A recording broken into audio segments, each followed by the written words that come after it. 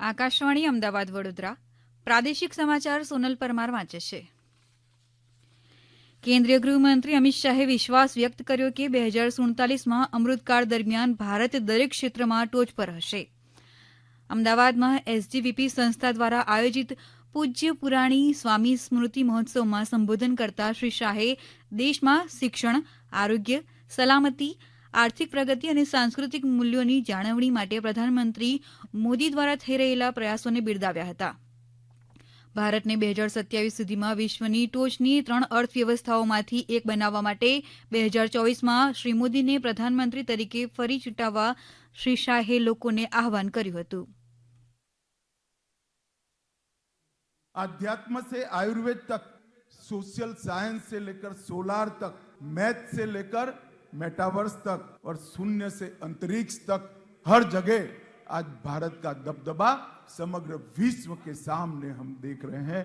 मैं निश्चित रूप से मान 75 साल से 100 साल जब 2047 में देश आजादी की शताब्दी मनाता होगा, कोई क्षेत्र विश्व में ऐसा नहीं होगा जहां भारत विश्व में सर्वप्रथम नहीं होगा.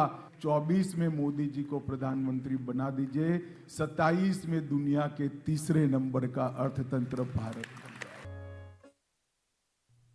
શ્રી શાહે આજે બપોરે ગાંધીનગરમાં national cooperative dairy federation of India limited એનસીડીએફઆઈના નવા કાર્યાલયની ઇમારતનો શિલાન્યાસ કરશે.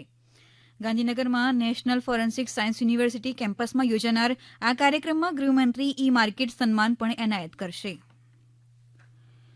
મુખ્યમંત્રી ભૂપેન્દ્ર પટેલે આજે અમદાવાદ રિવરફ્રન્ટ ખાતે આ વર્ષના વાયબ્રન્ટ અમદાવાદ ફ્લાવર શોને ખુલ્લો મૂક્યો. અમદાવાદ મહાનગરપાલિકા દ્વારા દર વર્ષે યોજાતા આ ફ્લાવર શોમાં આ વર્ષે વિવિધ પ્રકારના 15 લાખથી વધુ ફૂલ છોડ મૂકવામાં આવ્યા છે. 15 જાન્યુઆરી સુધી ચાલનારા આ ફ્લાવર શોમાં સરદાર વલ્લભભાઈ પટેલની સ્ટેચ્યુ ઓફ યુનિટીની પ્રતિકૃતિ, નવા સંસદ ભવનની પ્રતિકૃતિ, મોઢેરાના સૂર્ય મંદિરની પ્રતિકૃતિ, ચંદ્રયાન 3ની પ્રતિકૃતિ, 7 અશ્વ અને ઓલિમ્પિક જેવી જુદી જુદી થીમ આધારિત અનેક પ્રતિકૃતિઓ શહેરીજનોને આકર્ષિત કરશે. વધુમાં આ ફ્લાવર શોમાં 7 લાખથી વધુ રોપા દ્વારા 400 મીટર લાંબુ ફ્લાવર સ્ટ્રક્ચર પ્રદર્શિત કરવામાં આવ્યું છે. રાજ્યના સામાજિક ન્યાય અને અધિકારીતા મંત્રી ભાનુબેન બાબરિયાએ ભાવનગર શહેરમાં દીનદયાળ અંત્યોદય યોજના, રાષ્ટ્રીય શહેરી આજીવિકા મિશન પીએમ સ્વનિધિ યોજનાના લાભાર્થીઓ સાથેના સ્નેહમિલન કાર્યક્રમમાં ભાગ લીધો. આ ઉપરાંત તેમણે ગંગાજળિયા તળાવ નાઇટ શેલ્ટર હોમનું લોકાર્પણ કર્યું તેમજ મહુવા ખાતે નવનિર્મિત સરકારી કન્યા છાત્રાલયનું ઈ લોકાર્પણ કર્યું. આ તકે સુશ્રી બાબરિયાએ જણાવ્યું કે જ્યાં માનવી ત્યાં સુવિધાના સૂત્રને સાર્થક કરવા દેશના પ્રધાનમંત્રી નરેન્દ્ર મોદી દ્વારા પીએમ સ્વનિધિ યોજના શરૂ કરવામાં આવી છે. તે અંતર્ગત પ્રથમ 10,000ની લોન અને બાદમાં 20,000 અને 50,000ની લોન આપવામાં આવે છે, જેનો મુખ્ય હેતુ નાના લોકોને પગભર કરવાનો છે. અમારા પ્રતિનિધિ સુરેશ ત્રિવેદી જણાવે છે કે આ કાર્યક્રમમાં વાયબ્રન્ટ ગુજરાત ગ્લોબલ સમિટ અંતર્ગત ભાવનગરના વિકાસ માટે વિવિધ 5 પ્રોજેક્ટ માટે 516 કરોડના એમઓયુ કરવામાં આવ્યા. મહીસાગર જિલ્લાના બાલાસિનોર અને લુણાવાડા ખાતે ગૃહ રાજ્યમંત્રી હર્ષ સંઘવીએ વિવિધ વિકાસ કાર્યોનું લોકાર્પણ કર્યું. અમારા મહીસાગર જિલ્લાના પ્રતિનિધિ કૌશિક જોશી જણાવે છે કે ગુજરાત પોલીસ હાઉસિંગ કોર્પોરેશન દ્વારા 10 કરોડના ખર્ચે બી કેટેગરીના 56 અને ડી કેટેગરીના 2 આવાસોનું લોકાર્પણ કર્યું અને લુણાવાડા ખાતે ગુજરાત રાજ્ય વાહન વ્યવહાર નિગમ દ્વારા 3.59 કરોડ રૂપિયાના ખર્ચે બાંધવામાં આવેલ એસટી ડેપો, વર્કશોપ તેમજ 25 નવી બસોનું લોકાર્પણ કર્યું હતું. આ પ્રસંગે પંચમહાલ સાંસદ રતનસિંહ રાઠોડ, રાજ્ય શિક્ષણ મંત્રી કુબેરભાઈ ડિંડોર, મોરવા હડફના ધારાસભ્ય નિમિષાબેન સુથાર સહિત અન્ય મહાનુભાવો ઉપસ્થિત રહ્યા હતા. કચ્છ જિલ્લાના છેવાડાના નાગરિક સુધી કેન્દ્ર રાજ્ય સરકારની ફ્લેગશિપ યોજનાઓનો લાભ મળે તેવા ઉદ્દેશ્યથી જિલ્લાના ગામે ગામ લોક સંદેશો પાઠવતી વિકસિત ભારત સંકલ્પ યાત્રા ભ્રમણ કરી રહી છે. ભુજ તાલુકાના સરહદી કુરન ગામે વિકસિત ભારત સંકલ્પ યાત્રા પહોંચતા ગ્રામજનો દ્વારા યાત્રાનું સ્વાગત કરવામાં આવ્યું હતું.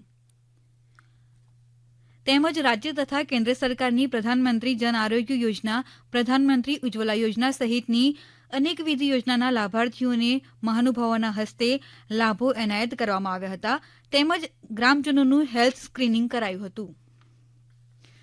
પ્રધાનમંત્રી નરેન્દ્ર મોદી આવતીકાલે સવારે 11 વાગે આકાશવાણી પરથી પ્રસારિત થનાર મન કી બાત કાર્યક્રમમાં વિવિધ વિષયો ઉપર પોતાના વિચારો રજૂ કરશે.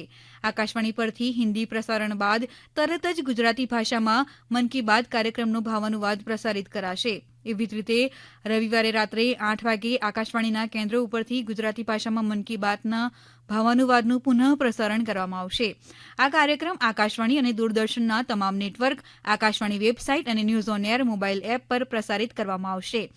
ઉપરાંત આકાશવાણી, ડીડી ન્યૂઝ, પીએમઓ અને માહિતી અને પ્રસારણ મંત્રાલયની યુટ્યુબ ચેનલો પર પણ તેનું જીવંત પ્રસારણ કરવામાં આવશે. નર્મદાના ગરૂડેશ્વર બ્રિજ પાસે બાઇક સવાર સાથે અકસ્માત થતાં બંને બાઇક સવારોના મોત નીપજ્યા છે.